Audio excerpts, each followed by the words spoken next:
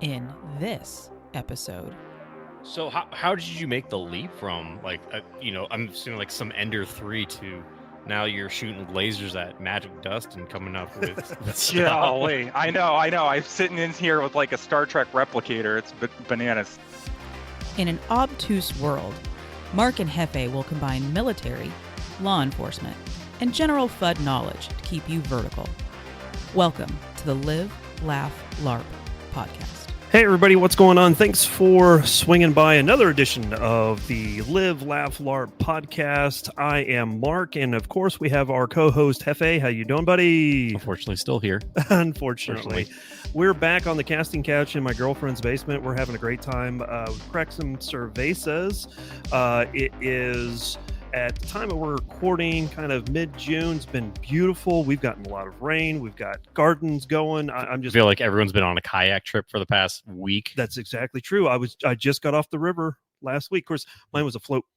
It was like inflatable, like rafts and stuff like that. So it wasn't like kayaks. It was mostly drinking and a lot of adult things, I guess, is the way to say it. So what happens on the river stays on the river. I mean, you guys, I can't say too much. It was me and my pregnant stepsister on the river the last time we were out there. And I was the one that had to carry the boats, and I let everybody know on the river that I was carrying those boats. Yeah. But it's been a great start to the summer for everybody. Hopefully for you guys at home, it's been a good start for your summer as well.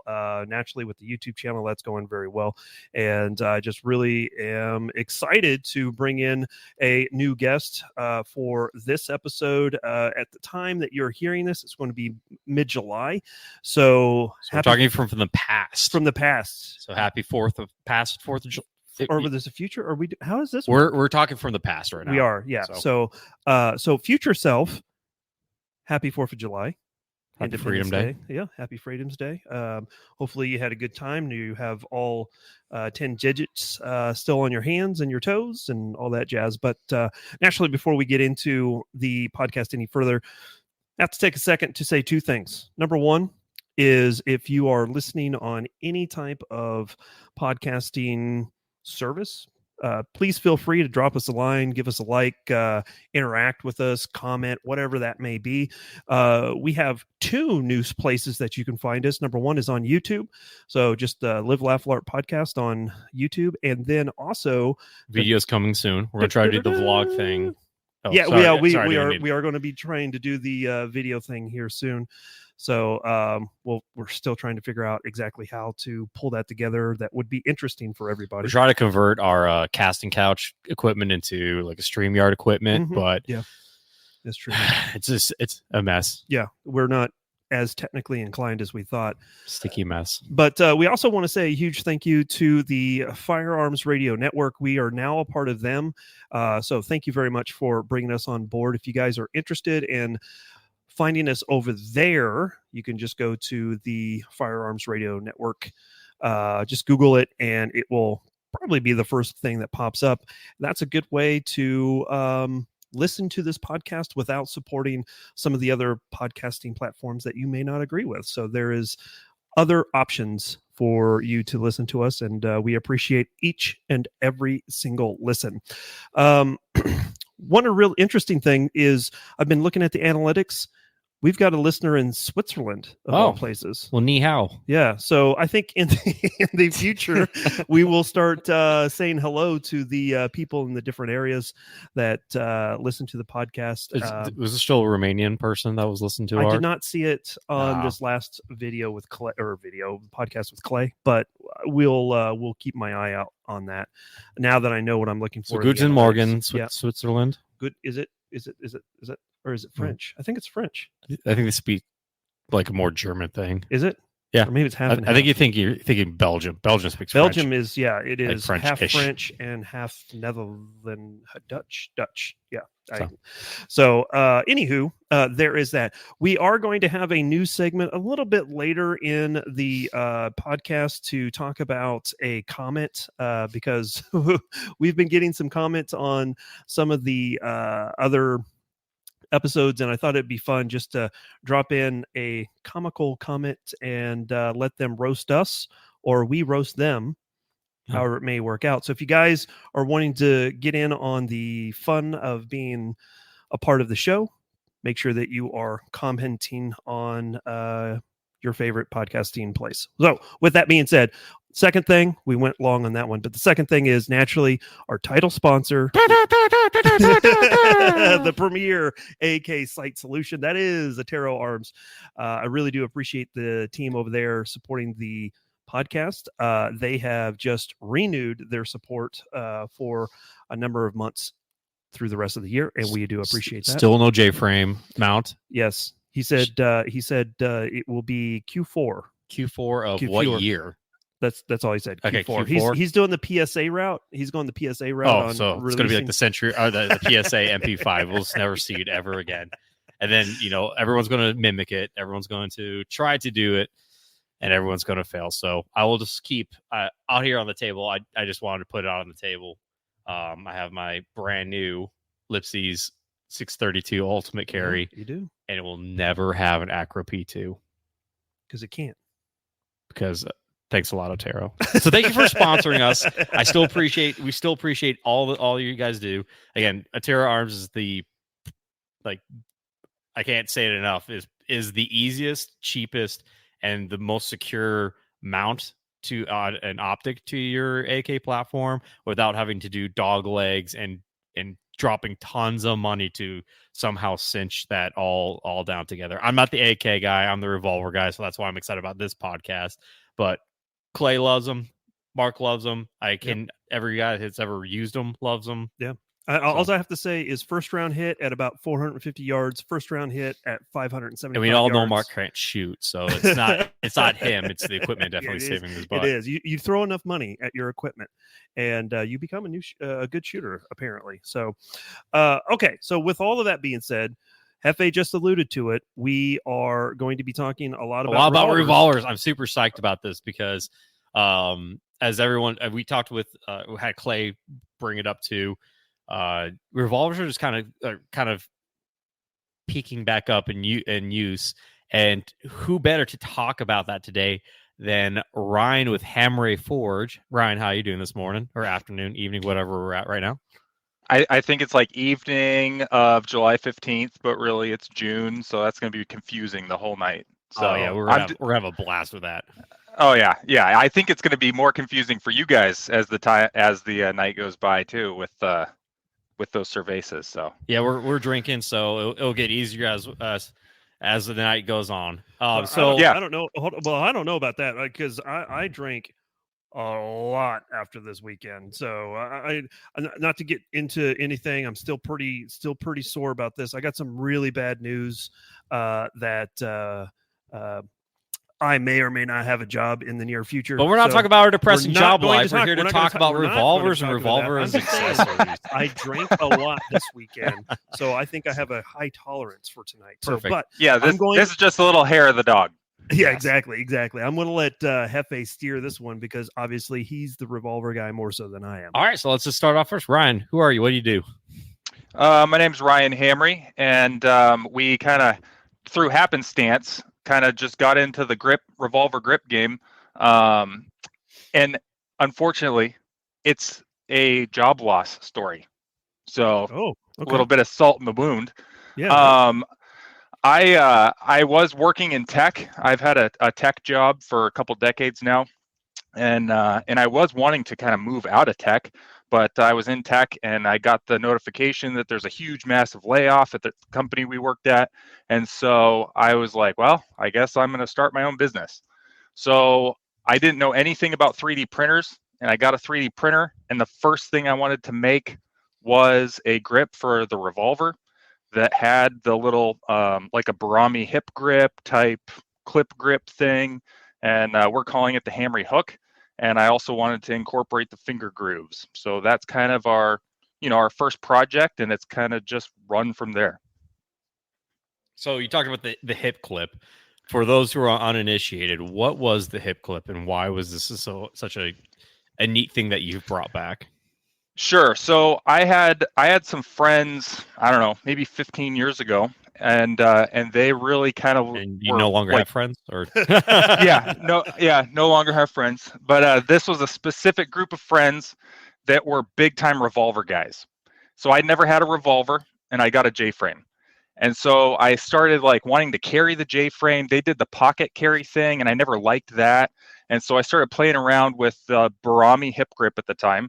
And then I got the Tyler T grip adapter, and I would just wrap that whole thing in tape. And that was my like farm carry, out in the desert carry. If I was on a range and I was like shooting or whatever, or in some event, I would have that thing tucked in my belt in addition to, whatever other platform I was running. And so it would always like be a backup gun or a underwear gun. It was just always, that revolver was always on me in that configuration. And so I always wondered, like, why doesn't anybody put a Tyler T together with the Barami hip grip? And what the hip grip is a little like kind of wing or a hook that comes out of the side of the grip, and it allows you to just carry that without any holster in different places. You could just like shove it in your underwear. You could have it on a drawstring. There's one brilliant individual who did like a paracord belt under his pants, and he just hung that revolver right on that paracord belt. It was brilliant. yeah, I mean that guy must have like 2,000 IQ and get all Total the ladies. genius. Total genius. I kind of stole that. I bought that. I bought like one of those G10 knives from, I think it was Pitch Black Forge, and the guy just I ordered it, and he sent like he emailed me. He's like, "Hey, I got all this extra stuff. If you want, I'm going to be out of country, like out of the game for a little bit. If you want, like he gave me beads for like backpacks. Well, he gave me that clip, and he said it's supposed to. Beads? Huh? What beads? What? Hey, and a paracord with a lot of beads on it, and I didn't know what to do with it. So no, he that paracord thing he gave me. He said, "Oh, you just kind of wear it like underneath the underneath pants lines and hook the knife to it," and it worked really well. I went to a concert. I don't know if I can incriminate. Yeah, it'd be like past statute of limitations by then. I went to a concert. I got wanted, and they just thought it was my belt buckle and let me on in. Wife was not happy about it. The illusion of security was shattered. Yeah. Oh. So, okay. So you bought. What was your first J frame? Let's get into that. So my first J frame's pretty like pimp-tastic. I went on to Gunbroker, and I saw a picture where somebody like took a picture of a revolver with a potato, but in like zooming in, it looked like it was a Smith & Wesson Model 60 that was engraved. And polished. So polished and engraved. So on my Instagram, there's this Model 60 that's polished and engraved. It's hard to take pictures of because it's so shiny. But that was my very first J frame, was that revolver, and it's still with me today, and I love that thing. And so that's the one that you kind of been playing around with and testing out all this equipment with, or was that just well, that was my first one, and then it went to like I got a 337, and that's the lightest centerfire Smith & Wesson that they ever made. The 337 is an exposed hammer with a titanium cylinder, and it's a lightweight frame, and that thing's just really, really light. And so I could be around the house wearing anything. I could go anywhere and just have that thing right in my pants, and totally comfortable.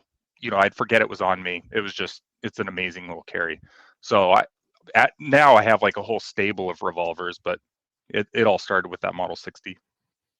I feel like that's the exact same story with me. I feel like revolvers is not like a thing you were born with. It just, you fall into it one day and then it just accidentally takes over everything. So mine was I have a 360J that I was going to Shields to buy a Glock 26 or like look at one, and I was looking at it and I was kind of on the fence, and the guy's like, "Hey, we just got a bunch of these 360J shows up.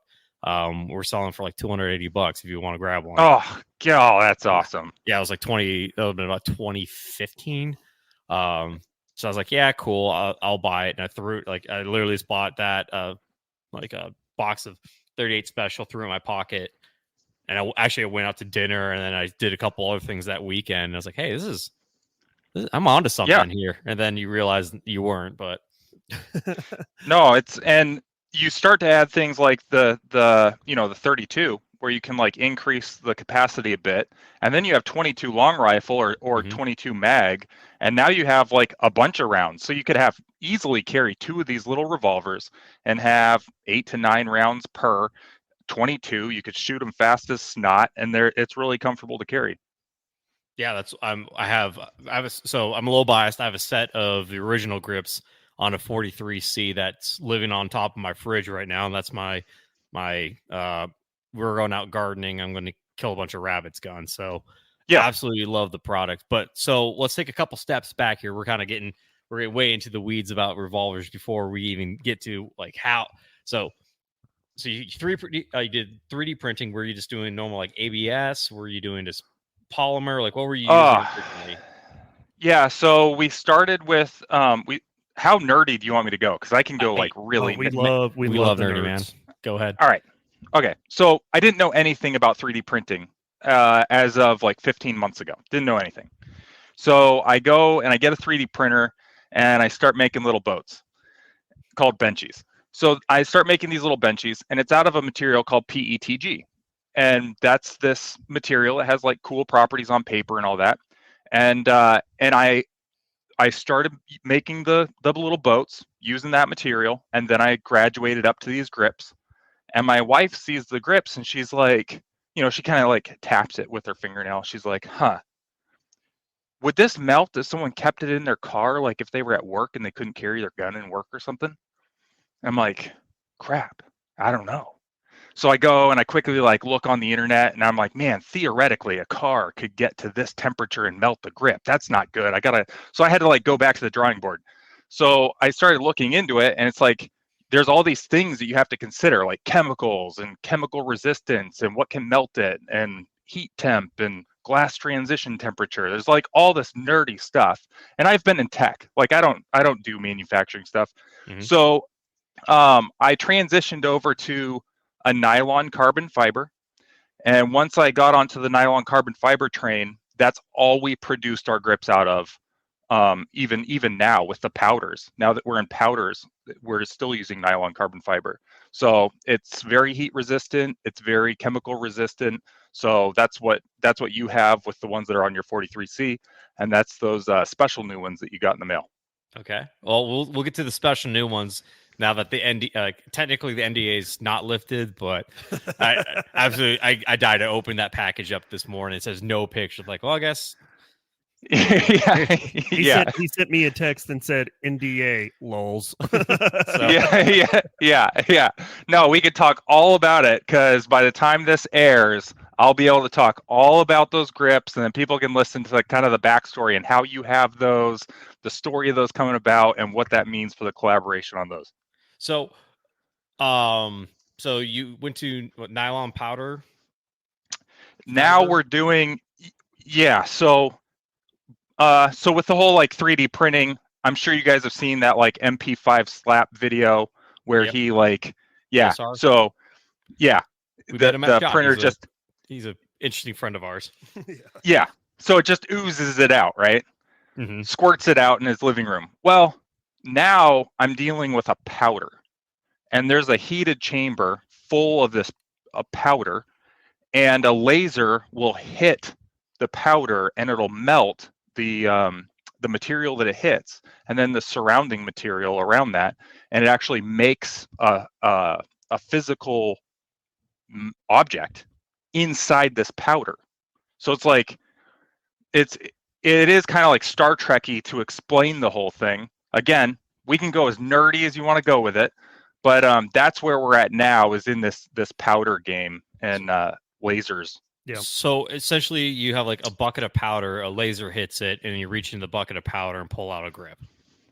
Is that like it's a bucket of powder where the powder gets in the bucket a layer at a time, and the laser is hitting every single layer as it's putting that powder in that bucket. And then when you're done, your bucket is full of stuff and powder. And it's interesting that you are actually bringing this up because just about a little over a month ago, I took a tour of one of the facilities of the company that I work for as a day job. They started showing some of the 3D printing stuff that they do, and these massive 3D printers that's like, as big as a, like a chest, like a dresser drawers, right? Or even bigger.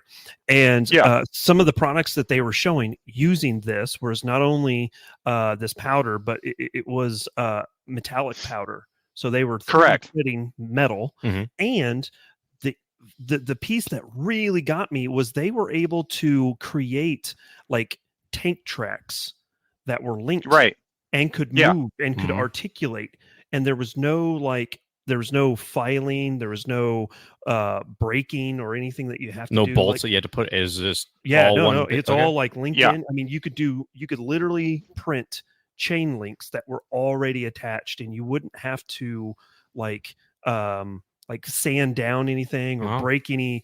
Help me out here, Ryan. What do you? So the post processing. Supports, that's right. So the supports, because the material, the thing that you're making, is surrounded by powder. So it is in a sense self-supported because it's surrounded by powder, and then the laser will hit the powder, melting it and kind of welding it and bonding it together to the neighboring particles, as well as the what was melted on the previous layer. So it's building this thing as you go. Now, you mentioned metal.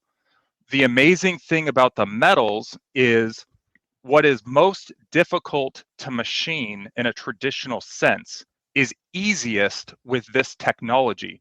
It's in a powder form, and you're able to do it in an inert environment. You have to do it in an inert environment, meaning it's like a welding gas. Right. But when you're machining, it's hard to have like an inert environment where you have a machining cabinet, like a CNC or whatever.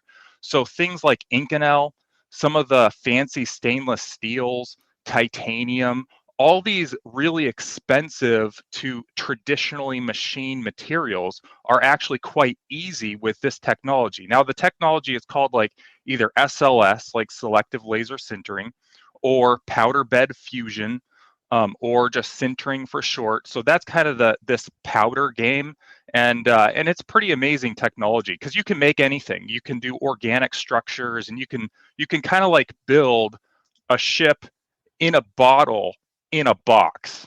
Like you can do all of those things, and you don't assemble it. It's all pre-built, and it's intact in its own little world. So how did you make the leap from like I'm assuming like some Ender 3 to now you're shooting lasers at magic dust and coming up with stuff? Golly, I know. I'm sitting in here with like a Star Trek replicator. It's bananas. So, so I was really struggling. So the product that you have, we made it with supports. The first one you got. Mm-hmm. We made that with supports, and there were some things, some grips that we wanted to do, but we couldn't really do very well. And so I was just struggling, like, do we have to jump to injection molding, or like, do we just have to mill it at a G10? Or, I didn't know what we do or what the technology was that would allow us to do what we wanted to do. Like we were hitting a technological limitation. We were hitting a wall. And so I learned about the powder bed fusion stuff, and it just like blew my mind. I mean, this is it. I knew that this was it. And so then we just whole hog jumped into the powder game, the powder business. And so moving back to what your wife said, or asked rather, how has it improved your product? Do you feel that you could leave it like on the dash in the middle of 100%. Phoenix, Arizona? 100%. Yeah, you could be in Phoenix, Arizona, windows up, on the dash, black car, black interior, and this thing's gonna be solid. That's nice. That's nice. Jeez, that's like it's funny because so we met PSR during SHOT Show this past year, and I spoke with him for about an hour and a half one day about really this, nerded out. Just about 3D printers. Like, man, this is such cool stuff, like cutting edge. And then now I'm talking to you, I'm like, oh, like, so what does that mean for I guess the industry for itself, like the gun industry, how easy is this stuff to get a hold of and work with? So the barrier of entry is pretty high, and I didn't realize how high that barrier of entry was until I am where I am right now, and I'm 6 months late to releasing a lot of the products that I thought I was going to be able to do in January.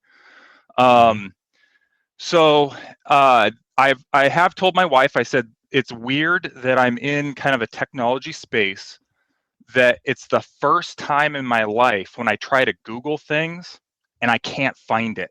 Like I hit the end of the internet.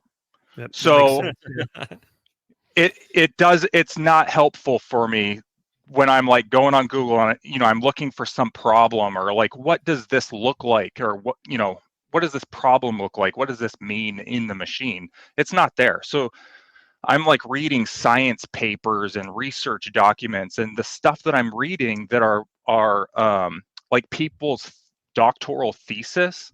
It's like a doctoral thesis on a powder that I'm using, and it came out last year. Like that's how new this stuff is. It's like it is so new that the papers on this tech is like a year, 2 years, 5 years old. There is one company that made it more accessible because they're releasing a little powder machine, let's call it an ender. They're releasing this little powder machine and it's $3,000. And that's a pretty affordable entry, but that's still a pretty high barrier of entry. Yeah. It's not like the $300, $400, $500 3D printers that you can now get that are pretty dang good. So, but with what I'm doing with the nylon carbon fiber powder, there are very few people in the US and even world that are sintering nylon carbon fiber. It's a very weird niche, and I just happen to fall into it. Oh, that's cool. Yeah, it's like it's funny like how like we've interviewed a bunch of people, talked to a bunch of people at SHOT, and how these like weird side hobbies that we have lead us down these very obscure paths where now it's you. I guess you're probably like one of the foremost experts in this nylon powder magic. It's weird. Yeah. I was talking to a guy who works at an international company doing some of this additive manufacturing in this space. And they're like trying to bring people in to train them on what I'm doing. So I'm doing this from home, and like we just built this whole thing up to make revolver grips, and they're just trying to find people to be able to train to do this because there's nobody that does it. No one does it. So what you're saying is get your grips now before you get headhunted by some like multi-billion-dollar company or captured by the federal government and forced to work in a lab in the basement. Yeah. No, I'm in my office right now, and it looks like, I basically look like it's Breaking Bad in here. I have like hoses and knobs and dials and nitrogen generators, and it's a pretty crazy environment right now. Sorry, we had a little bit of technical difficulties on our end. Can you sit out? We're breaking up on that one. We're just gonna cut right there, and then we're going to jump right back into what you were just saying. So you're in your office. Yeah, no, I was saying I'm in my office right now, and I basically look like Walter White from Breaking Bad because it's there's like hoses and knobs and filters and dials and regulators and nitrogen generators. It's a wild ride in here. So it's something that you just don't go buy, your $3,000 3D printer or. This is not. No. Okay, this is an event. Yeah. This is borderline like people knocking on your door, like, sir, what are you doing? What are you doing in that house? Have you gotten anything like that? Like someone? I haven't, but I'm almost to the point to where I think the power company is going to be like, I know this guy has a pot farm. Like I know he is using so much electricity. This has to be a pot farm. And then I'm going to get a visit, and they're going to come in. They're like, no, it's way worse. It's way worse than we thought. It's the powder business. And not the fun powder. Yeah.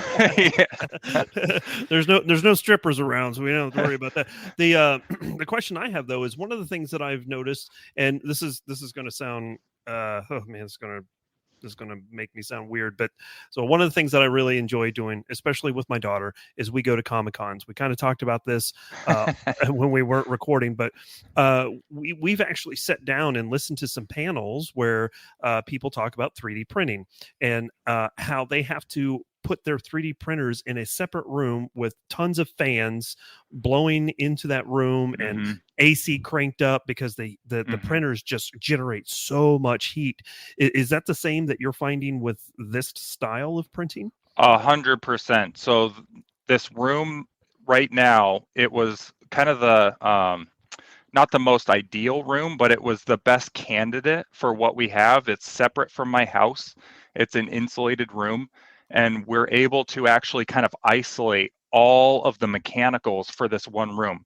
So for the machines that I have to have a total of 4 air changes per hour. So that means this room is evacuated of all of the stale air in the room, and fresh air is pulled into the room from outside.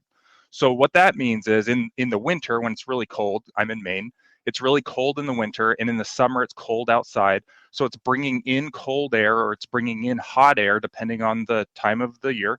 And then I have to have some type of temperature control that will actually get the temperature to what the room needs to be in order for different machines to function well, whether I'm generating nitrogen or the machines are heating up a chamber and lasers have to be cooled down, but I can't lose the heat in that build chamber for the lasers to melt the powder. So it's a big fine balance, and all of that has to be engineered within a certain spec. So what kind of machines are you using to do that? That just, I mean, my head can't even wrap around what all you have to do here. So one of the systems, it's actually kind of a newish type of a system. It's called an ERV, an energy recovery ventilator. And what that's doing is it brings in the fresh air from outside and it evacs the stale air from the room. And then as those two air streams kind of pass each other, they give their climate controlled molecules to the passing stream. So what happens is my climate controlled room air, as it's being evac'd from the room, passes the new air coming into the room from outside. And as those air streams pass, my climate controlled air kind of climatizes the incoming air. Now, laws of physics would say that there has to be a loss. And so that's where the temperature controlling units of the room have to make up for that loss, whether that's to heat or to cool. I see. That's very interesting. I mean, I never wanted to know any of this. So, I mean, just to be able to do that in someone's home, I would expect that you would have to have some type of facility to, accommodate something like this. But you've been able to do it, within, your spare office that you have or whatever it is. Yeah, it's a big room off of my garage. It's totally isolated from the house, but I was able to do all the electrical work myself and air compression. That's been a big headache, and then all the climate controls. Interesting. So yeah, this is like my small brain. So when did you actually start making these grips? Well, in March of last year, April of last year. So in what, a month, like a year and few months, we went from probably having some Ender 3 just burn out these grips to now having this full-fledged production where you are now like, I guess, the Walter White now of nylon carbon fiber. Yeah, it's crazy. Exactly. Yeah, exactly. So, and was there that big of a demand for innovation for these products when this all started out, that 3D printing just couldn't happen, or you just fell into something that just everyone wanted? So it's a couple of different things all at the same time. So with the investment that I have in the machines and the configuration that I have now, the the 3D printing grip business actually is able to sustain the machines that I have now, even though the machines that I have now aren't producing all my products. I have a select few products that I'm sintering, one of which is those NAA mini grips. Yeah. So we're moving towards having all of our grips done in this powder-based medium. But right now, we're satisfying our current offerings with the 3D printers on FDM while we make that transition over to the commercial equipment. But the other thing that justified it, even though I knew that there wasn't the demand to justify this level of risk, what makes up for that is the fact that we're one of very few people in the US or the world that has this capability, and it's a desirable capability. Mm-hmm. So as we start to, branch out into drone chassis or, other parts, or, offering it as a service to where, we can make a SLS printed nylon carbon fiber part if people give us a file, and we can make that thing for them. Whereas that pool of people that can do that is a very small pool. So that's why it justified it. So how big of a part are we talking about? Like, what are we? So the parts that you can make are that's dictated by that build chamber. So you said it's like a dresser of, that's how big some of those machines are. So my chamber that I can work in is about 9 inches by 9 inches by 10 high. So whatever you can get into that, whether it's multiple parts or one big part and a bunch of small parts around it, those are the size constraints. Yeah. So and then is it like an easily scalable thing, or if you're trying to get bigger, that's just where it all falls apart? It is easily scalable, and the bigger those build chambers or build volumes, kind of the more expensive those machines are. But you really do have to have a use case to justify those really large machines. And a lot of times, just looking at it like an 80-20 rule, you really wouldn't be using those upper extents of that build volume. Okay. That's good to hear. I've got 2 questions here. First question is, are you like accepting side orders for other products other than these grips that you're trying to work now, or is it just all trying to focus on this transition? So we did put on our website, hamreforge.com. So we did put on our website a little page in there that does SLS as a service. So we are offering to do this as a service if people want some parts out of SLS. What's nylon? Has a lot of people taken you up on that yet? No one has yet. I think we're still so small, and I'm kind of happy that they haven't, because I'm trying to still gear stuff up and move all our grips over. So it would be kind of like, some agency calls me and they're like, hey, we need 1,000 little widget thingies. And I'm like, crap. All right, all you grip guys, you're on hold. So right. I'm glad they haven't taken me up yet. So then the next question that I have is, okay, your standard way of making these grips, what is your print time typically? And then how does that change when you move into this new medium? That's a good question. Yeah. So depending on the grip and kind of the size of it, because even though they're grips, they are different sizes, and those sizes use more or less material.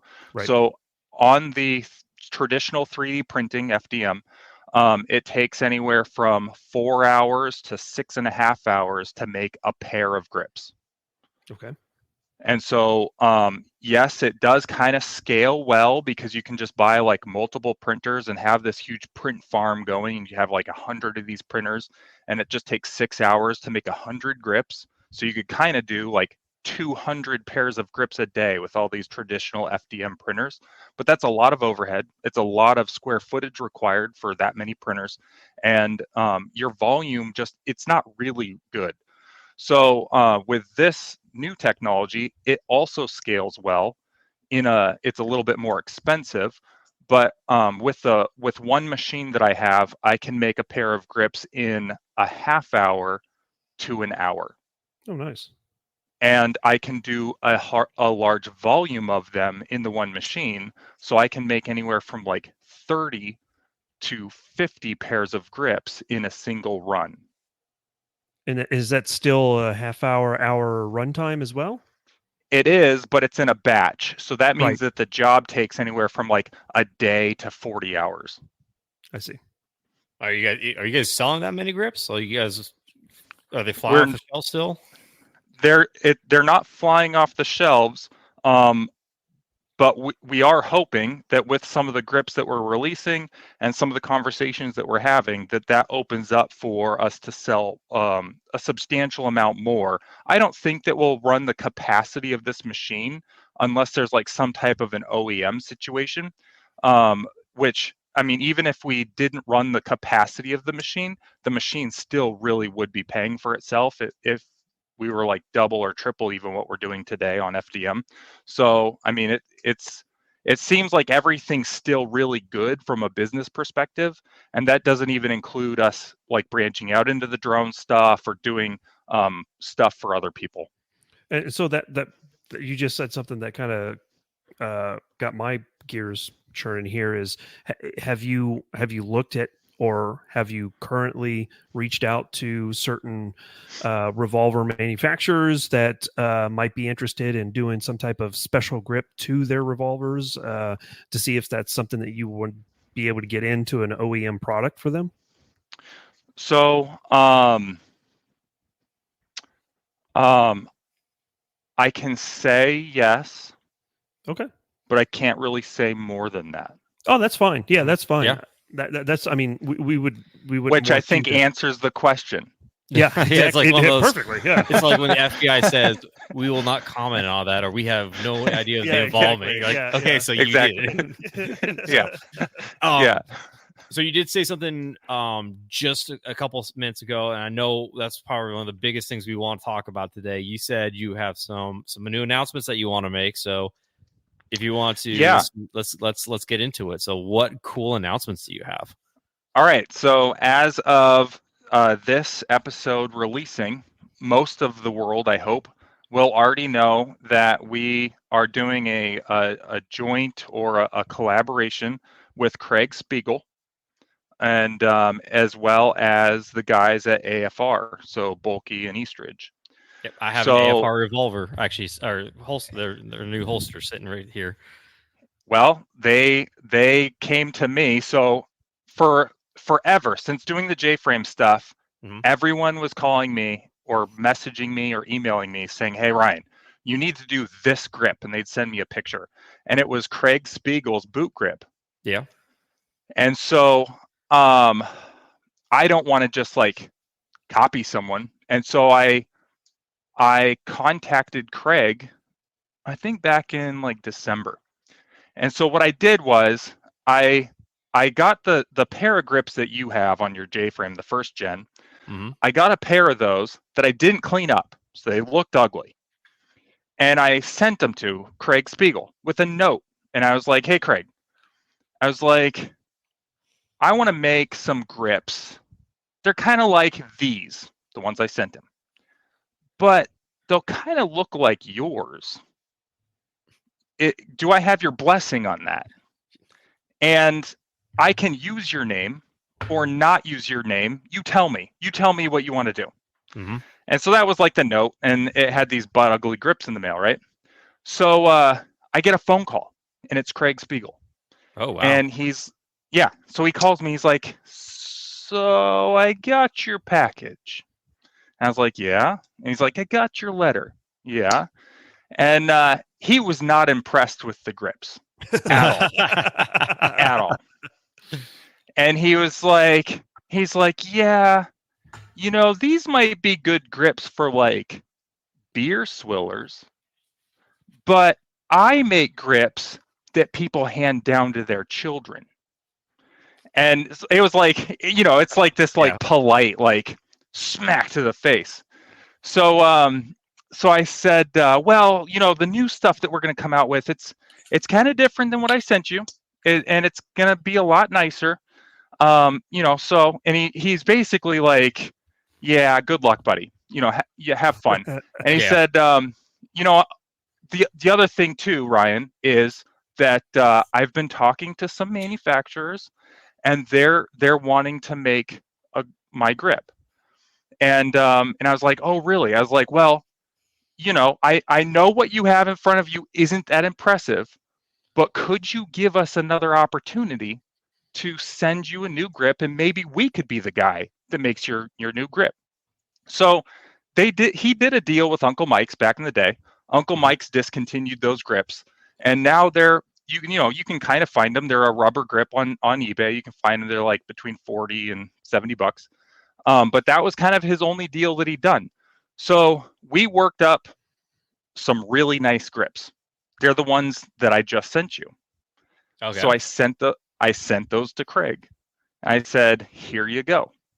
And I said, I want these to have your name on it, and let's do a deal. And he liked them. He said I did a good job. And everyone was telling me, no one thought he would go for a plastic grip because he really likes a nice wood grip. Yeah. So that grip that you have, that is the HF, Hamre Forge, the HF Spiegel boot grip. And it's so me and Craig Spiegel are pretty much the two coolest people in the world. Like that's all I'm hearing right now. Yeah. Yep. Yeah, that's right. So anybody it's have those grips out right now. There are a couple people that have tested them. I mean, I'm playing with them right now. So if you hear clicking in the background, it's because I'm like dry firing knots on my wall with my my Spiegel Centennial right now. So they're on your Centennial? Yeah. Okay, cool. Yeah. So just a little background with us. I think our biggest revolver guy that we even really deal with is Chuck Haggard. He lives about just down the road from us, and we've taken several courses from him. So he's kind of been the one that's been fueling my little revolver passion every so often. And then we met DB over at SHOT Show too when he pitched us these revolvers. So Craig Spiegel, that's a pretty big name for. Yeah, for a nobody who just got into like the manufacturing business 15 months ago and whose office looks like Walter White right now. I'm basically like driving my RV out into the desert. I make a bunch of grips, and then I come right straight to the post office, drop them all in the mail. So let's talk about the Spiegel grips. What makes them so special?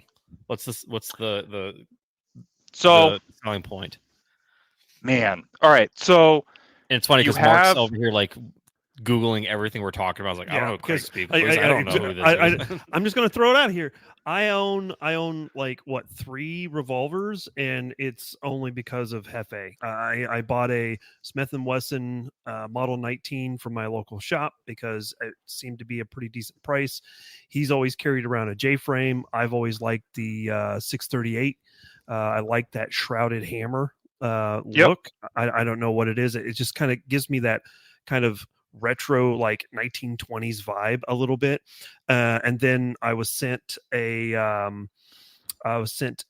SAR 38, which is by SAR USA. They came out with a revolver.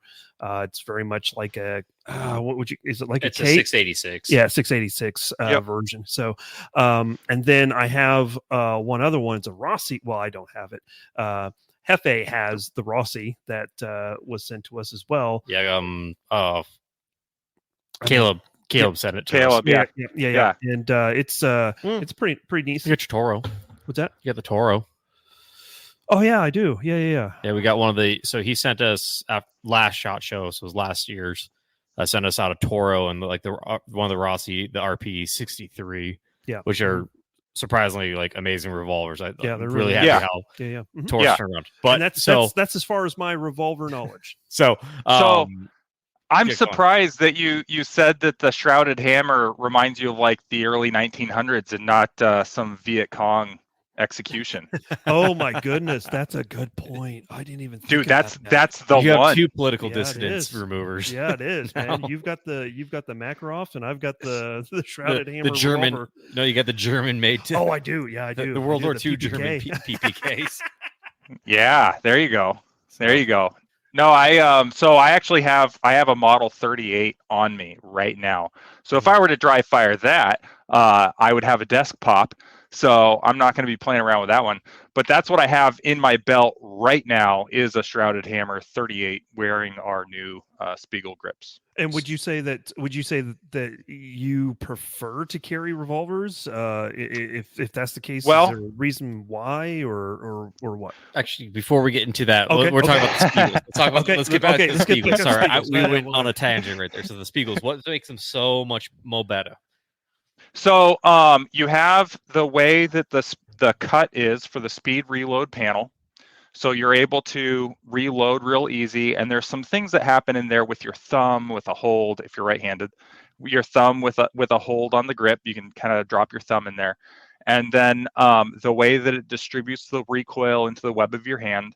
And then it gives you enough grip where your pinky can drop underneath the grip there, but you still have a good, high, strong, firm hold to be able to actually work that pistol. So I'm doing Google searches right now just to make sure I understand what we're talking about here. But question here is, will Craig Spiegel be autographing the inside of these grips at all? He will not, but what I Okay. haven't asked him yet is if he would allow me to put in a CAS cartouche on the Oh, that'd be inside. cool. Yeah, that would be cool. So the way that he does it on his grips, I would put in kind of a little nod to him, the CAS cartouche, although it would not have his signature like he does today. But it could with that processing, because the ones you gave me, they have the logo inside the grip, so it's possible. Oh yeah, they have mine. Yeah, so it's possible to have his, although I don't know if he'd want me to do that. That's fair. Yeah, You guys are still kind of figuring all that stuff out as of well, today. we figured a lot of stuff out as of today. So we figured a lot of stuff out. I haven't nutted up and asked him like, hey, so can I put your cartouche in our grips also? So I'll get a feel on it. He's kind of a tough read. Yeah, it's really funny, like talking to all those guys that are really big into revolvers. Like he's a legend. I know he is. It's.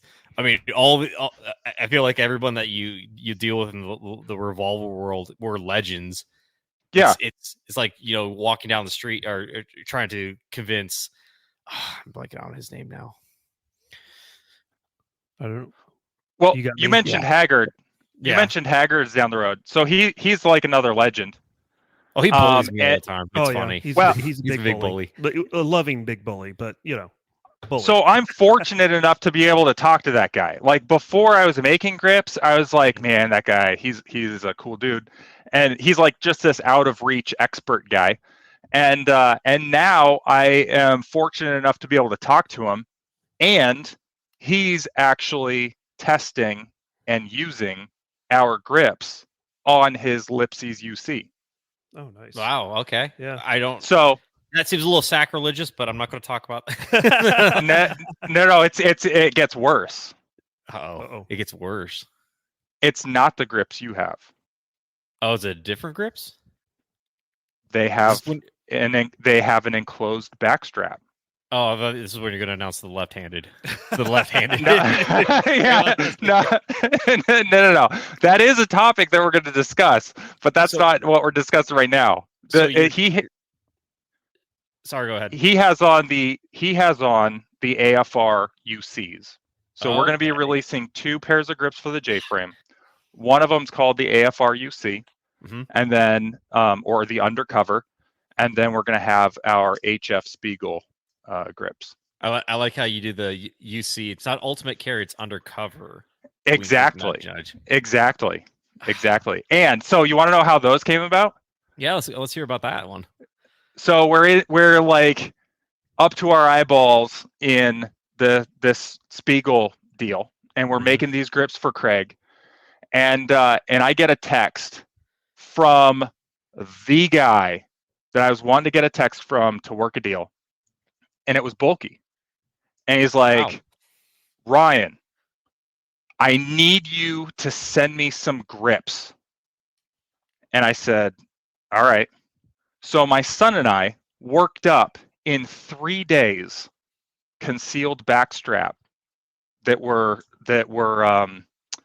sintered, so they were done on the SLS, and they're good. They're like really, really, really comfortable, and that is what Chuck has on his gun.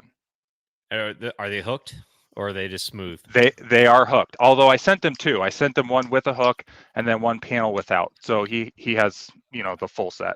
I'm gonna have to start buying more revolvers just to put the grips on it, man. Like I'm running out of revolver. I'm not gonna touch this UC. I apologize. I'm not gonna touch my UC. Like you're gonna touch the UC. Okay. No, I'm not gonna touch my Lipsy's UC. I will touch your UC, but I don't know. You will. So this is a fun story with how I got this gun. Yeah. So we were at SHOT Show and I was talking with DB about this, like the 632, and I immediately walked around the corner, got up to my hit our FFL up, and like, you will order me this exact gun the second it comes available. And I know the guys over at American Cast Exchange here in our town have a Lipsy's dealer account. So they're nice. Oh yeah, awesome. Yeah, we'll order that. We'll order all of them. I don't give a hell. And the roller coaster that these guys put me through to get this gun. At first they said, hey, we're getting all the guns shipped. They should be here. I think the guns, I can't remember exactly when they were released, but it's like, hey, they're releasing. We'll have all 4 of them and we'll get you one in your hands. So first gun shows up. It was the stainless 38. And I was like, nope, I want the stainless 32. No problem, man. Like weeks go by. The blued 38 shows up. Like, hey man, here's your gun. I'm like, no, I want the stainless 32. So like 2 months go by and they're like, hey man, your gun will be here Friday. I was out of town. He's like, hey, your gun will be here Friday. We're stoked to get it in your hands. And I show up and it was the blue 32. So the blue 32 came in. And then about a month after the blue 32, they called me again. Like, hey man, I was out of town too. He's like, hey man, we got your gun. And he sent me a picture and it's this one right here. So I'm still like, so it's a good gun for being 1 pound. Yeah, they're heavy, but I like it. Yeah. Okay. Just what do you shoot Chucks? Shoot Chucks. Yeah. And then what's going to happen is every time you shoot yours, you're going to be like, man, Chucks felt really good. No, don't do this to me, Ryan. I don't need this. Well, I mean, okay. There's a simple solution here. Yeah. You just buy a second UC. Oh yeah, there we go. My wife will absolutely love that. The nice thing about these like the J's frame, they all look the same. They all look the same. They all fit in my pocket. She never sees them. Yeah, bingo. Yeah. And the good thing is she doesn't listen to the podcast either. So she hit me the other day. She just hit me with a random quote from one, and she's like, just to keep you on your toes. Yeah, she's like, maybe I'm listening, maybe I'm not. I don't know. What did she? It was from one of the Shep Dev movies. She's like, hey, with Shep Dev, I think we were talking about buying guns. Oh, yeah. She's like, hey, so you talked to that random dude on the internet about buying guns? I'm like, wait, what? She goes, yeah, some Canadian dude. But real quick, Ryan. I just there was something that you said just a few minutes ago. You were saying that you felt that Chuck Haggart was very kind of unreachable. Yeah, and I kind of chuckle at that because just at the last TriggerCon, I'm just kind of milling about talking to some people. And a friend of mine comes up who is really close personal friends with Chuck Haggart. And I've taken one of his classes and he remembered exactly who I was. He remembered my YouTube channel. And we just ended up standing there for like half an hour just talking. He would just go on these wild tangents about, freaking MK Ultra and stuff. And I'm just like, oh, wow, I was not expecting that, but really just a down-to-earth guy, and I really think I find him quite possibly one of the better instructors that I've ever taken a class from. So just throwing that out there. 100%. It's just I wouldn't have expected to to really encounter or talk to a lot of these guys, because I'm not really like, I'm a lurker. Like, I'm not out going to like conventions. I'm not signing up for all these classes. I'm not in the business. So these guys, I might see them on a YouTube video, or I might like read some article by them, or they're referenced in something. But like, I'd never imagined just like, bulky texting me, or, talking to Haggard and, shipping him some grips. Like, that just Right. never would have been on my radar. Right. It's funny. I'm kind of like in the same boat as you were. I went to my first like SHOT Show in 2023 is like with zero expectations, and now again I literally, while you were down, I just texted Chuck. I was like, hey, I heard I need to shoot your 632 soon and lose more What money. did he say? Oh, he hasn't responded back yet. Oh, okay. But it's just like a weird world to be in. Especially once you start seeing like, you'll see all like guys like PSR, really like he's just a really cool dude to hang out with. We met a lot of people this past SHOT Show. Hell, even we took one class from Chris Costa back in 2020, 21. Mm-hmm. And I also run him at like SHOT Show. He knows our names. He was like, yeah, you were in Kansas. Like, that's cool. Yeah. So like, it's a really weird industry when you're looking out like from the outside in, and then the second you step in, it's just like, oh no, we're just a bunch of like autistic dudes that just really like guns and hanging out. Yeah. So no, that's awesome. Yeah. I blew my daughter's mind. I have this playlist on my phone, and in it is some print, shoot, repeat songs. And my daughter just thinks they're hilarious, right? And so one day we had heard one of the songs come up, and we're all in the truck, and I was like, yeah, and to think he follows me on Instagram. And my daughter was like, what? He follows you? I was like, yeah. And she was shocked. I was like, it was total like dad points, total dad win that print, shoot, repeat follows me. So she was floored. Yeah, that's pretty cool. That is like, it's just silly how like that's a brag, but it's I mean, if you should, are you going to SHOT next year? Is that in the cards? Man, I don't know. A lot of guys are telling me I should go. I've been just so busy. I mean, I even got a invitation to go to a class that was supposed to be this week, and I had to turn it down. And it's just because I'm working. I have like engineers come into my house for the printing stuff, and but it's just, we've been busy, balls to the wall. How many people you have in this like operation? Is it just like a little family round thing, or do you actually start branching out? So it's totally family business. So my son, he does a lot of the modeling and and some programming. I do a bunch of the tech work with the website as well. And then I'm running the machines. So my son will do modeling, I'm running the machines. And then my wife and daughter will do a lot of the art stuff and like promo type stuff. My daughter will take pictures of guns, and so will my wife. And then they do like a lot of the hand-drawn or custom art stuff. And then my wife will also help me do post-processing on some of the grips before we ship them out. So it's a full family business.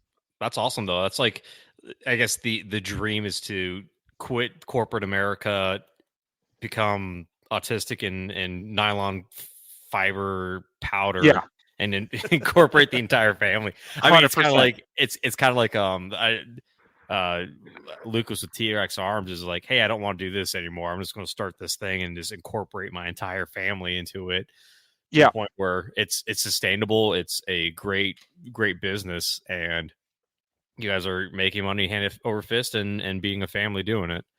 Yeah, no, that's and that's been a lot of the motivation too. And not only are like you guys being successful, but your kids are seeing that success and are part of that. And then hopefully one of these days they take over and continue on the legacy that you started because you got fired from a tech job.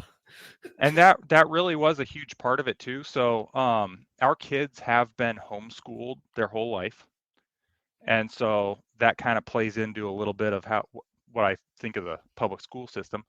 And instead of kind of like shipping my kids off to get brainwashed in college and come back the opposite gender with like blue hair or some face tattoos, I thought it was important that we like create jobs as parents, that we're creating opportunities for our children. And so that's why it was very important that we did something like a family business that we could hand to our children instead of them having to go to the world, hat in hand looking for a job. No, and that's just an incredibly awesome experience. Like, I am incredibly jealous of what you have set up. Like, it makes me want to learn about magic dust and lasers, and not the ones that you're doing, of course. But yeah. So we've covered a lot of ground here. Starting from how you started to now you're pretty much just like speed dialing DB and Spiegel and Chuck Haggard. I guess what's the next plan? Like, what's Hamre Forge supposed to look like next? So I did mention the potential for drone stuff. So, and I think we see a lot of that really coming out of some of the guys at T-Rex Arms. They're really talking about some of the things going on in the consumer industry space with drones, and we're seeing some of that in some of the skirmishes internationally. Just the role that drones are playing. Absolutely. So even as a family, we went to watch Civil War in the theaters, and yep. So real quick, what was your impression? I'd like to hear what your impression was of that, because I haven't seen it yet, as of yet. Oh, so are you like gonna like come descend on my house from a black helicopter if I give you a spoiler? No, absolutely Okay. not. I don't. There's maybe a drone, but maybe a drone, yeah, that I built. So it was intriguing. I think what they tried to do was they were trying to show what would happen if you had like a quote unquote unhinged president. And I think it was like an unhinged president, wink, wink, nudge, nudge, Trump. Right. And so you had this stuff like, that's what happens if you try to disband the FBI. And so there were kind of some shots kind of lobbed across the bow, even though they said that they tried to remain independent. But I think it showed kind of some of the division. It showed some of the places in the U.S. where there may be people who just didn't care. And those rural communities, like, that's a fight out there. Here, we just have our raw milk and our cows, and, we get our eggs in the morning. Like, it's BAU. It's business as usual here. And so I think it did a good job there. I mean, it's definitely a good movie as a talking point. Elon Musk was tweeting about it. And so there are people that are kind of waking up, getting red pilled by stuff. There are guys, so one of the things I mentioned it was in the movie. As soon as I saw at the end when they're in the White House, they didn't have a drone. And so I'm like, these guys are already behind the game. And I after on the way home, I told the family, I was like, I think that's one of the last movies where we're going to see this type of fighting and there's no drones. I expect everything going forward is going to look like Ukraine. Small drones, Ukraine-y type stuff, dropping stuff from drones, or the drones being armed themselves, one-way missions.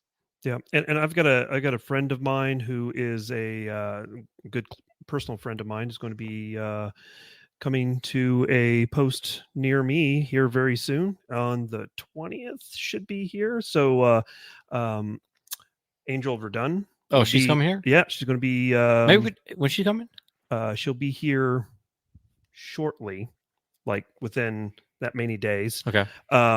And so like she can't. Do you think she can be there June, like our second June? We might be able to. Okay, let's see. We'll figure this out. But anyway, what I'm trying to say is that even before this would have probably been about 2019, she was telling me about some of the battle drills that her company was setting up, because she's a infantry captain, and some of the battle drills that they were setting up for drone attacks from Afghanis that were striking convoys in Afghanistan as late as, 16, 17, 18. They were utilizing just DJI drones that they were retrofitting. And I was like, this was like warping my mind. I was like, what? Yeah. She was telling me, she's like, yeah, we would be, we have situations where we had convoys on a certain route doing a patrol, and they would stop the convoy because there was a drone in front of them and they had to figure out how to dispatch that drone before they went on. I was like, why would you waste time on that? And she's like, yeah, I know, right? 12 gauge it. I was like, why would you waste time on that? And she's like, you have no idea. And I was like, apparently I didn't. So she talked about it and I was like, oh, okay, I'll just file that away. And then fast forward to the current conflict in Eastern Europe. And I'm like, holy cow. Yeah. Well, I remember the first time I'm like, oh, wow, drones are kind of going to be a thing was in 2019, the movie Angel Has Fallen. Like the trilogy, like the beginning scene, they have like a suicide drone swarm, drone swarm, and I kind of watched them like, oh yeah, that's right around the corner. Yeah. Oh, totally. So, I mean, there was a company recently that showed off tech where they had drones that were able to charge on power lines. Whoa. Okay, that's okay. So, I mean, we've had that technology since the government took over the bird program. Yeah, that's right. That's right. So that was the whole joke that my son's like, Dad, birds aren't real. So I kid you not, but if you have drones that are able to do that on the power line, all of a sudden they can kind of leapfrog, or they can stay stationary and they could be used as like intermediate communication drones.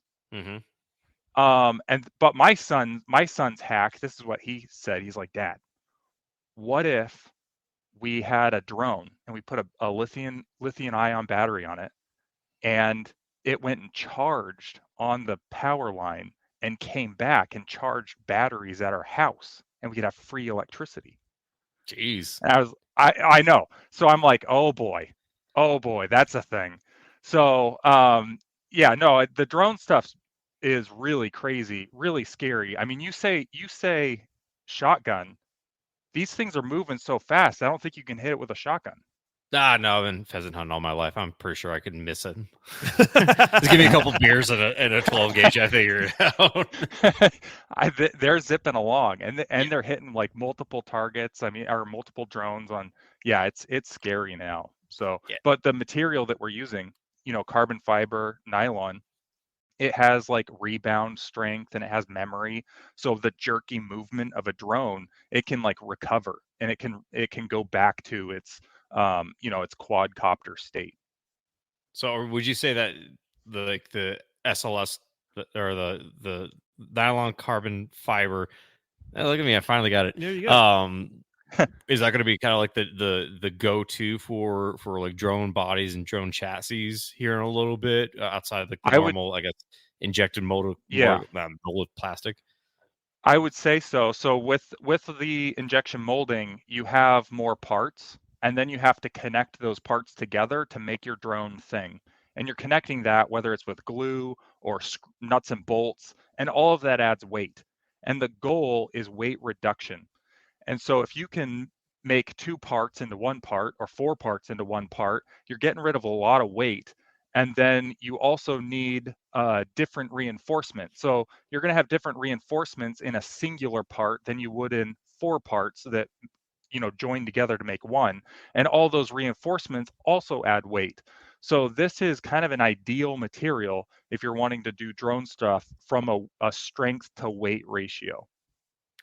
What about what other like unique things have you can use with this stuff? Is it like, are we looking at maybe like the future of holsters?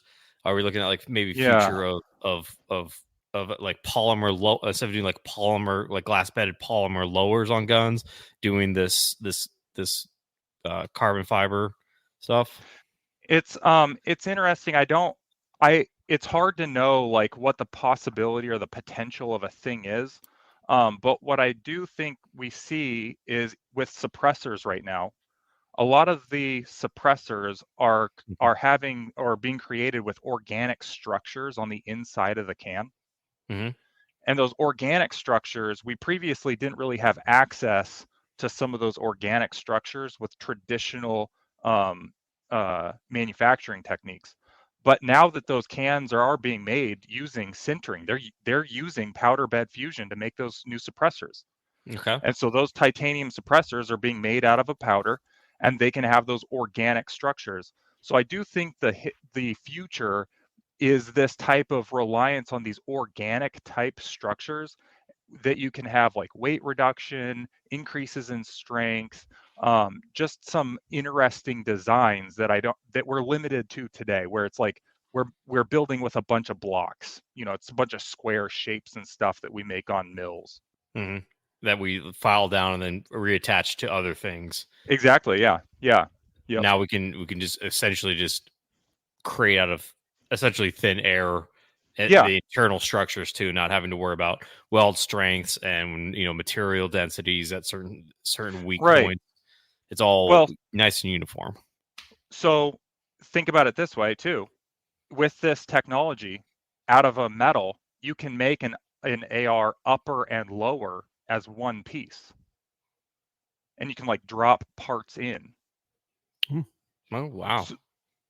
Right. So it opens up for all these like, okay, now you have like, all right, can we make it the buffer tube included? And you drop the buffer tube in from the front of the receiver set. Mm-hmm. There's like all these weird things that you can now do because you don't need to get a bit in there. That's actually pretty interesting. I'm trying to think of like any other things. We have a table full of AK stuff, all like right here. I love AKs. I'm such an AK. Oh nerd. God, here you're throwing shade at the dog leg, and I'm like holding my tongue. I'm like, man, Texas Weapon Systems. I love that thing. No, so we just had Clay 47 on the show. What? Yeah. Yes, here pretty recently. But he was our June 1st episode. So. But I'm a huge AK fan. I've been an AK fan since I was, a young teenager, and just over, I would say probably the last 5 years, I got just kind of deep dived into AKs because everything that has been done, able to do for ARs has been done already. So I was like, what's a new challenge? And let's look at the AK and see what we can do from there. So huge fan of AKs. So how many did you build? I've built so far I've only built one with I went down and did a private build class with Jim Fuller, which was just phenomenal. I have a kit ready to go. I just need to schedule time to get back down to the Phoenix area and work with SOF Defense with AK Mario, and we're looking at building kind of a race competition gun. I'm so upset. I bring like a revolver guy to talk revolvers, and then now it just we're into devolves to AKs. AKs. So I'm just gonna sit on my fucking phone over here now. No, all right. Well, dude, AK rabbit hole goes deep. So no. I'm finding this out. I'll put out my favorite AK, one of my favorites. I have a lot, so that's another rabbit hole. But I have a Mahdi. I have an Egyptian. Yeah. I have an Egyptian Mahdi that I built. Yeah. That everything on it is Arabic. Oh, nice. So it has like Arabic rear sight leaf, Arabic on the rear sight, Arabic trunnion. It's gold, right? No, my gold AK is an engraved Rami G. Oh my goodness, nice. Jeez. And it is a full 24 karat gold AK. Wow. Yeah. So what kind of mad lead stuff are you thinking about with this carbon? You didn't even mess on it. Yeah. Nylon carbon fiber and stuff. Like yeah. So with the nylon carbon fiber stuff, I am a big AK guy. So I do want to do some AK stuff with sintered whatever. I don't know yet, but I just, whether it's like some stock stuff or some pistol grip stuff, I think there's opportunities there. But the drone stuff is big. it's just one of those things that we keep stumbling into opportunity with it, because guys are like, they never did this, or I don't know why people have never done this thing. And it's like, well, we can try it, and we might post pictures on Instagram and everybody's like, take my money. And so then we might just fall into a thing. It's very interesting, because instead of me having to tell everybody how amazing something is and why they need it, people are like, give us this thing, and I'm like, sure. And I make it, and then people buy it. So it really it's been a neat business, a neat experience. Yeah, it's silly. There's a couple local guys that I work with that I guess they first started out, both of them bought like an Ender 3, and now they Yeah. have, I think, they're like 8 or 10 printers, and they just go to like local flea markets and sold trinkets and just like little I know. knickknacks and like just animal. I mean, hell, my daughter went to their booth a couple weeks back and wanted like 4 little items, so I gave them $20 for probably 80 cents worth of ABS plastic that they printed it in 20 minutes. So it is definitely a great business to get into, especially and their thing now is if you give them an STL file, they'll print it out, and it costs like I think $5-10 depending on what it is. So I mean, the next level, it's hey, you want something cooler than 3D printed? Check this out. Yeah, and there are some strength things with it too. So with the traditional 3D printer with FDM, it's building it layer by layer from the bottom up, and you deal with things like the layer adhesion from one layer to the next, and it's almost like grain in wood. And so wood is easy to break in some ways and less easy in other ways, and that's the same thing with 3D printed objects. But with the sintering, because it's all heated and it's all being lasered, it's almost like a welded part, where it's like you have 2 pieces of steel and you weld it together, and the weld is not going to be what breaks. It's going to be the steel that breaks. And that's what sintered is versus the FDM that kind of has more of that grain structure and those types of strengths. Right on. I know. I'm sorry. My mind's like running 1,000 miles a minute trying to figure out what STL files to start sending you. Yeah. The interesting thing you just brought up just a second ago is we bring a revolver guy on to talk about revolvers, and we started talking about AKs. But this whole episode, we brought a revolver guy on, and we're talking about 3D printing the most of the episode. So I think that is really interesting, and I think it's what is also extremely interesting is just how I think that you are probably going to be the spearhead in reshaping some of the accessory market within the gun industry, because this can branch out to so many different things. To Magpul has been like the staple for polymer handguards for so long. Maybe this nylon carbon fiber might be something that is not extremely, but substantially lighter than polymer that might be a viable option in the future. Yeah, no, it's interesting that you talk about the branching out of like accessories. So here's another kind of for instance. So when I was talking about earlier on in the episode where we were thinking about like injection molding, like how do we make these parts, and is injection molding the play, or is there some other technology? A mold, depending on the finishes that you want at the other end of that process, a mold is going to set you back like $10,000 to $20,000, and that's for one thing. So it's like you want J-frame grips, that's a $20,000 mold. You want Taurus grips, there's a $20,000 mold. You're in it for 40. You want Kimber grips, there's another 20. Charter arms, there's another 20. And before you know it, you have 6 grips and you're in it for $120,000 in molds. And you can't really have an injection mold machine. So with this technology, it is more expensive at a per part at scale than injection molding. But you otherwise wouldn't be able to have 20 different products, 30 different products, 50 products. You wouldn't be able to scale to the number of products that you can with this machine. So that it really is kind of a game changer as far as accessories go. You just brought something up, and I meant to bring it up a lot earlier. Clayton Combatives. I saw that you guys did a couple things with them. Are you guys kind of like doing a, hey, I send you the blank and you send me the rubber gun back? Is that kind of what you're doing with them? No, what happened was I have an awesome customer, and he happened to run across some blue guns that didn't have any grips. They were Crimson Trace blue guns with gripless.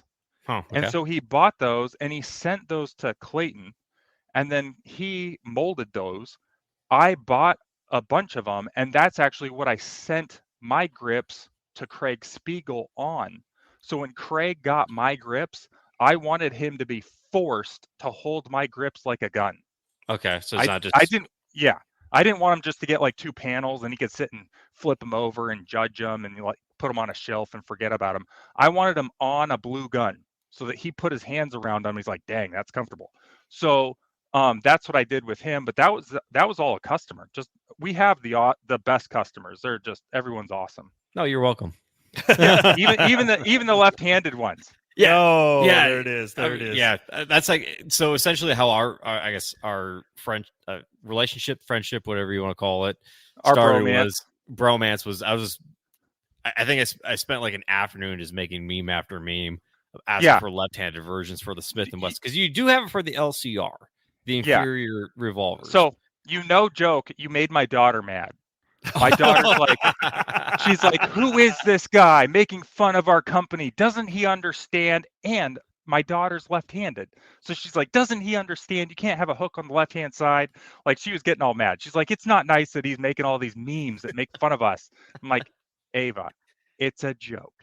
So yeah, no, it was great. It was awesome. We loved it. I want to apologize to Ava. I didn't mean to upset her. No, not at all. No snowflakes in this house. Oh, wonderful. That's good. But they are coming soon. Oh, God. All right. So, okay, here's the thing. Yeah. You're getting into bullion zone. You're going to lead into the same thing that he's doing with Atero Arms and their Acro P2 mount. Soon I'll have the ultimate J-frame with an Acro P2 mount from Atero Arms and a left-handed hook from Hamre Forge. No, we get 2 emails. Yeah. One email is, do you ship to France? Okay. Interesting. And the second email is, can I get a left-handed hook? Is this from Vol West?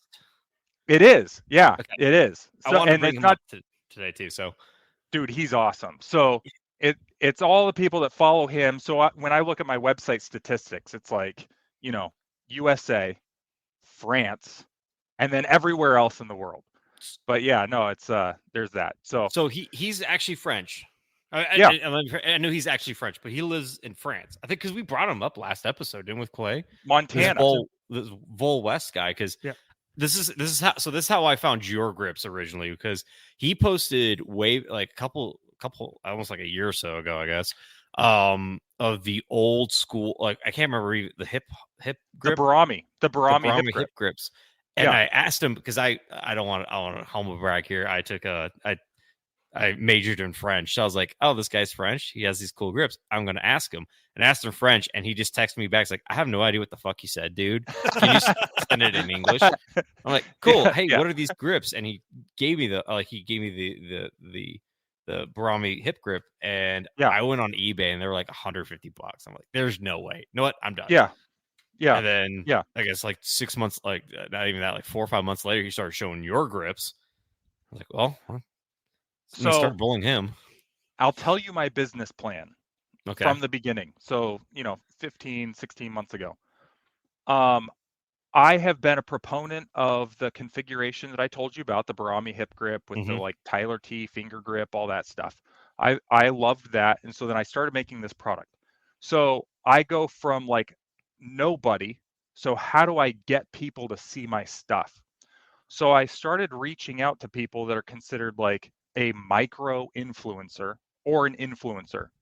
So these people that have these followings, and I just hit them up, and I would target guys that were J-frame or revolver guys.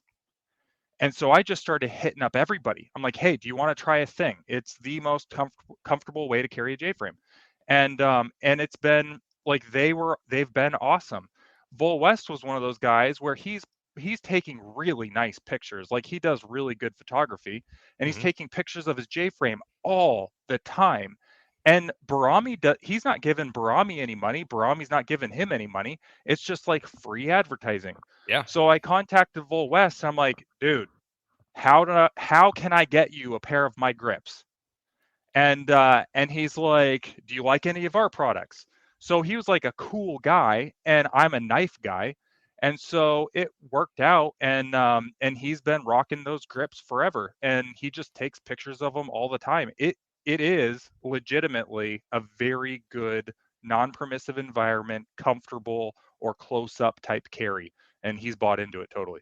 No, you alluded to a 200 IQ gentleman that just hooked it to some nylon cord around his under his pants, but it's definitely an awesome product. It's also pretty cool. Is almost every revolver you see on Instagram now, any J-frame revolver is either stock grips or your grips. There's very few that are I mean, unless they're like antique guns. But like I follow like John Wiseman's World, the Snubby Society. Like there's like 6 or 7 other accounts I follow, and like daily there's at least a cross posting of a revolver with your grips on it. It's been huge. So I get calls from some of the guys that are who I would consider some of the giants in the revolver industry type thing, and I might talk to them. They're like, man, whatever you're doing on the marketing side, keep doing it. I keep seeing your stuff everywhere. People are always talking about it. And it's just been a blessing. I mean, like I said, we're just like a bunch of retards squirting plastic out in our living room. and it's like all of a sudden we're on all these pages. So it really is a blessing. We have like the best support, best customers. And, we're just hoping to be able to improve the product and continue delivering. And you said one other thing that, are you going to the Revolver Roundup this year? Is that like in your plans? I'm not. Although, like, I know all the people that are going. I really want to go, but I cannot spare the time. So the next 2 months. Well, at the broadcast of this episode, the next month from now until this broadcast, and then the month after this broadcast into July, August. We should have like probably about 4 to 6 releases of grips. So we're going to do some 1911 grips. Okay. That'll be our first non-revolver grip. So we're going to do some 1911 grips. So we were asked to do that, and we actually are thinking about how we might be able to do that. But so yeah, we're going to do the revolver grips, although it's going to be a full checker, so a full checker revolver grip out of that material, the SLS material. So it's going to be grippy, but it's not going to be like grabby on clothes. It's going to be comfortable against your skin. It's going to be good with sweaty hands. So we think it'll be a good grip. So we'll do that one. And J-frame, Kimber, Charter Arms, actually the 2 J-frames, the Spiegel and the UCs. And yeah, so just a bunch of grips. Oh, and then a K-frame, round butt K-frame. Oh man, I have a K comp that would love that. Yeah. So we're wanting to target stuff like the 327. You have an 8-shot, 357. Is that the Taurus? Are you talking about the Taurus 327? No, talking about the Smith & Wesson 327. Smith & Wesson 327. Okay. Yeah, so you have 8-shot 357, and you can load 38 in that. So that thing is pretty lightweight, and you can carry that one, pretty compact, snub nose. So and then my wife, she wants to carry a Beretta Bobcat, so she wants a hook on a Beretta Bobcat. That'd be pretty cool. Interesting. So yeah, and we actually have a lot of requests for that. That's actually one of our more requested revolver grips to have a hook. It's what's pretty cool about all this is like I don't want to go into the revival, but the mouse gun I think is really just piquing everyone's interest these days. You see like the resurgence of the Bobcats and the Tomcats, J-frame revolvers, like 22 like micro guns. It's go ahead. You mentioned that, and I think there's been some ammo development that's pushing it, and then you have like some 22 stuff, but then the mouse gun with it being small, and then our society too is getting kind of weird. And so, especially with the hook type thing where you have the opportunity to carry a gun without a holster. And there could be the situation in which you ditch a gun and you have no firearm paraphernalia on you. And so there could be situations like that where this could be advantageous. And so these types of things would allow people to do that sort of thing. Have you looked at we're getting close to closing time, so I only bring a couple more topics, and then if we need to go next, we can do another episode with you. That'd be awesome. I think it was the Lachata classes that some guys are hosting. Have you looked at those at all? Yeah. So I said I was into knives, and I was following a lot of Ed stuff back when he was posting knife and tomahawk stuff back in the early 2000s. So I've known about the Lachata stuff for quite a while. I haven't gone to any of those classes, but I do know that one of Ed's early carries was a J-frame in the configuration that I was talking about with the Barami hip grip and the Tyler T wrapped in tape, whole 9 yards. That's how he carried for a long time. And so no, it's an interest, but I haven't been to any of the classes. Yeah, it's definitely one of those. I saw that they were. It sucks because most of the cool classes are either Texas East Coast or like Pacific Northwest, and we reside here in Kansas, so it's like cool. I either drive 18 hours in any cardinal direction to get to a class, or I have to start flying to places. Well, just hide in Bulky's luggage or Chuck's luggage, just kind of, or be their bag boy, just carry their bags for them. Well, my goal is to start doing to upgrade from Mark and do photography and videography for other people. Okay, there you go. And then the final thing I want to bring up, I know we wanted to talk about Diablo 2. We wanted to talk about Comic-Con, but I want to hear about your Fitz special. Okay, so I have loved ever since I got my J-frame. I love the whole Fitz and a lot of the not only the lore behind it, but also some of the ideas behind it. So not only did they do that for like just fast access to the trigger, I almost think that that's kind of like secondary for why they would do some of the Fitzes. It's harder to control a person if they have a Fitz gun and you're trying to rip their gun around to bend their finger or to control their arm, stuff like that, because you can't get caught in the trigger guard. We do live in a cold weather climate, so there's gloves. And so it was just, I always wanted to do that. So I got a Taurus and I chopped that thing down, bobbed hammer, whole 9 yards, and that's how I have that Fitz. So it's a 6-shot 38, and that's what I got. So you did your own Fitz. Oh yeah, I do all my own stunts. Cool. Because what's the other? Booligan had that Rock Island Armory, and then I think Heritage is selling a Roscoe that I think he's going to know. Oh yeah, I want to Fitz one of those real bad. When I saw that, I'm like, yeah, I'm Fitzing that. So for those uninitiated, the Fitz special was like the Roland special of like the 1920s, where it was a detective, and he worked for Colt, I think, at one point. He did. Yep. Where he essentially just said, I wanted these. It was a Colt police positive, but then they cut down the barrel, bob the hammer and then just cut the trigger guard off completely. Yeah. And it was considered the fit special. And he was like the legend is he had like 2 or 3 of them out like in all his pockets. And it was supposed to be like the Roland special of like the early 20s where everyone wanted it. No one knew why they wanted it, but everyone wanted it. Well, I mean, it does it does have some of that lore, but also, I mean, what were your options? You didn't have a whole lot of options. And so if you're talking about like getting all of those incremental advantages, like with a Roland, it's like, what are those incremental advantages?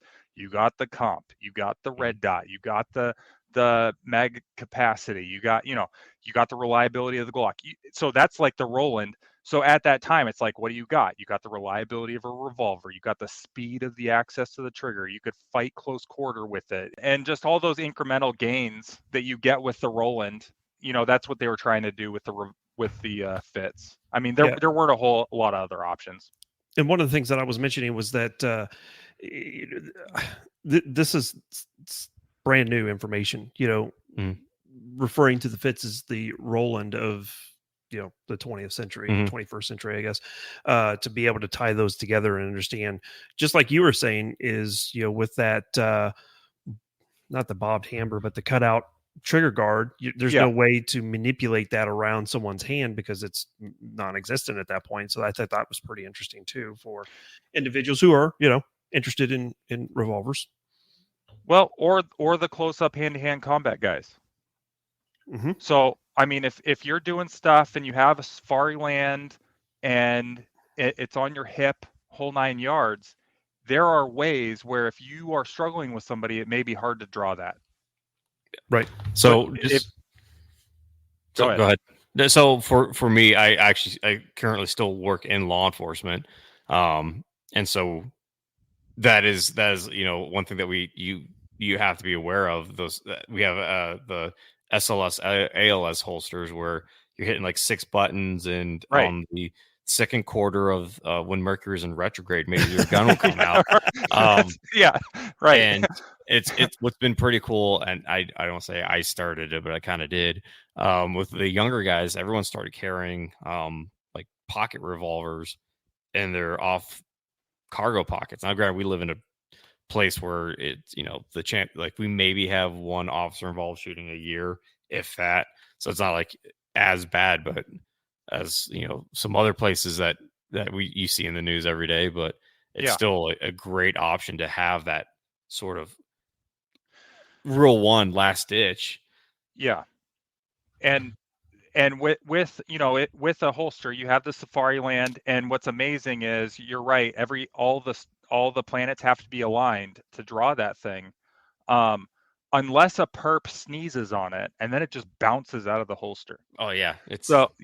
It's amazing. It's amazing. But with that holster, if you're on your back, if you're against the wall or you're on the ground, the way that your body moves, your elbow has to go back for you to get your hand on your gun. And so if you have a revolver somewhere, you can grab that thing and get to that, and you can shove that into somebody. You could fire it through clothes. You could fire it through your cargo pocket. The slide isn't going to recoil back, and you have a stovepipe. So it's like there are some advantages there with the system. It's just another tool in the toolbox. Yep, exactly. And I think that's what a lot of people miss when we start talking about revolvers. Is I'm not saying if you live downtown Detroit, a J frame, a 5-shot J frame is the answer, but it very well could be the second answer or the second thing that you carry.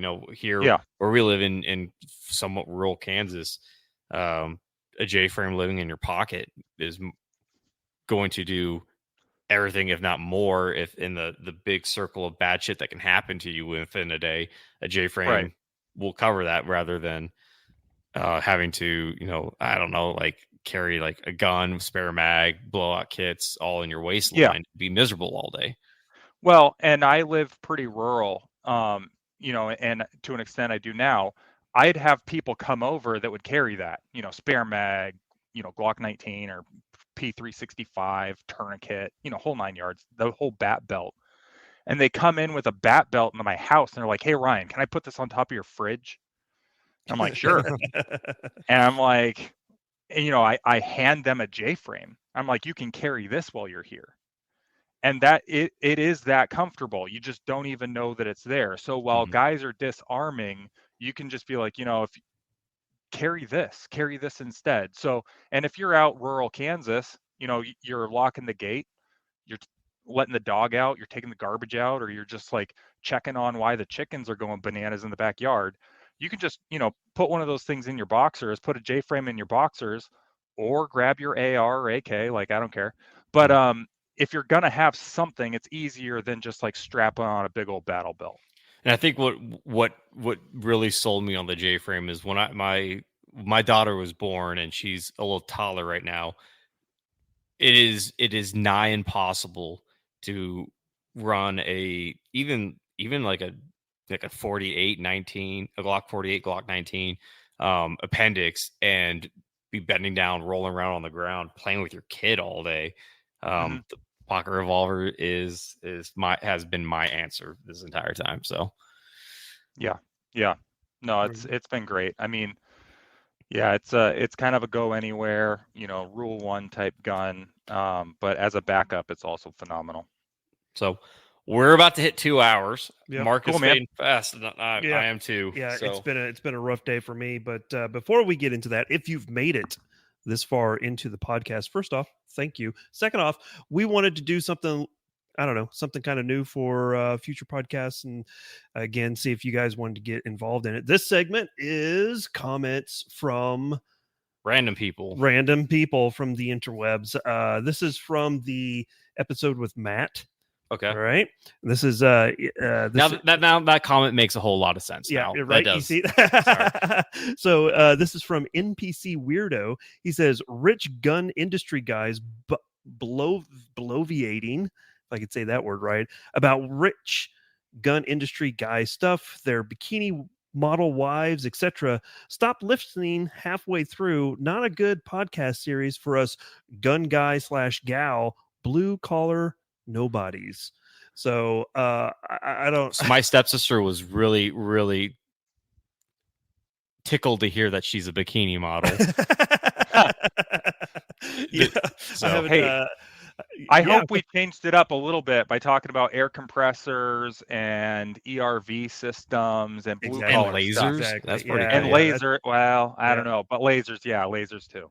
Yeah. Well, in that particular episode, our good friend Matt went off on his little tangents about $3,000 Krinkhoff AKs, and and not wanting to spend 32 cents a round on certain types of specialty ammunition. It was a very bougie episode. I'm like, after Mark, because Mark sent me that text of that comment and said, "Hey, this was sent," and all I could think of was like, I don't know. Maybe the Clayco episode, but something. But we're definitely talking like $3,000 guns with like our nods and everything like that. So. And highbrow. Oh yeah, and still, this is a guy who has one of his truck guns is a PSA AR-15 that I put together for like $350. Mine is a lever action rifle I got from a gun auction for like $450. So that's someone suppress it. Yeah. So if you guys would like to be featured on this segment, by all means, drop in a comment. NPC guy. His interwebs names is NPC Weirdo. NPC Weirdo, thank you for the comment. Yeah, we do appreciate it. My stepsister was really, really tickled that you think that she is a bikini model. Yep. And we are unfortunately just a bunch of random dudes that have enough money to get into guns, but not enough to be like the grand thumbs of our generation. But if we appreciate the comment. Yeah, sure do. So, but with that being said, Ryan, man, this was quite the interesting turn of events. I was not expecting to get into this type of. He texted me. I texted him. I'm on my way to his house to come text it, and he's like, "Hey man, I don't know what I'm going to say this entire episode because you guys are just going to sit there and talk about revolvers and how cool they are. So this is all you." And then Yeah, it's probably like, and by the way, Ryan said he's basically like retarded. So Oh no, we all there's are, man. that So too. So Yeah. yeah, no, it's been great. Thank you guys for the invitation. It's Yeah, a lot of absolutely. fun. We definitely want to have you back on because I think this is a very interesting area to explore, especially in the future, to see how things develop for you with this new in the future, because the we're already in the future. future. Yeah, yeah, We're yeah. already in the future. Man, my mind is blown. I'm not even gonna be able to sleep. Yeah, no, it's right. So, but with that being said, we always like to give the quote unquote last 30 seconds to our guest and then to us as well to expound, or as NPC Weirdo says, bloviate, This is a whatever great you word. would like to, whatever you like to say, to expound, to send into the ether. What's So this is last the 30 dad seconds? advice. The dad Yeah, advice. that yeah. advice section. All right, here we go. Dad advice. You ready? Yeah, of course. Worship God, work hard, have tons of unprotected sex with your wife, and never sell a gun. Oh. That is my 4 rules for manhood. You must have listened to Matt's episode No, before. he probably did. I didn't. That's what's Yeah, funny oh. because this is what we're turning to now. Is this I know. like Right? Matt had very similar, Very similar. Yeah. dad advice. Yeah. Did he Yeah. really? Yeah, very similar. I mean, not necessarily verbatim, but that was a very good paraphrasing of what he had to say. Well, there we go. What a guy. What a guy. Yeah, So yeah, yeah. that'll be my final. I'll go All out right, on that. Good. That's a great way to go. Hefe, what do you Buy got? a revolver and buy some Hamre Forge grips for them. Okay, there you go. There you go. Boom. My last thing is I think I said it the last time, but I got an opportunity to spend a weekend with one of my best friends from high school, and I get to see him less than I actually would like to. So if you have friends that you haven't talked to in a very long time, reach out to them. Just say hey. And see if you can buy them a cup of coffee or something and catch up. Because at the end of the day, you are the most wealthy when you have a handful of really good friends to call good friends. This guy's reading a bumper sticker right now. Like literally has a bumper sticker in his face. He's like, and I found this at a Cracker Barrel. Well, what's crazy is that's the shirt I'm wearing. I'm wearing that shirt right now. From the same Cracker Barrel. Yeah. I am white, so that's where I eat. The white barrel. Again, Ryan, thank you so very much for joining us on this edition. Where can people find you? Yes, exactly. So I am on Instagram and Facebook and all the different places. It's all Hamre Forge, HAMREFORGE. So hamreforge.com is our website. We're on Instagram. So if you Google us, that should all come up. Outstanding. We will leave all of that information into the description of this podcast as well. So if you guys are interested in finding that, we will have it down in the doobly-doos, I guess is what ARFCOM says. So Cool. With that being said, again, thank you so very much. Anything else off today? Nope, I'm good. Nope. All right, we're going to go ahead and get out of here. We appreciate everybody's time of listening to us just expound and all that jazz and and the beer's kicking in. So with that being said, we're going to go ahead and get out of here. As always, make sure you live, laugh, and LARP. We'll catch you guys later. Bye, y'all.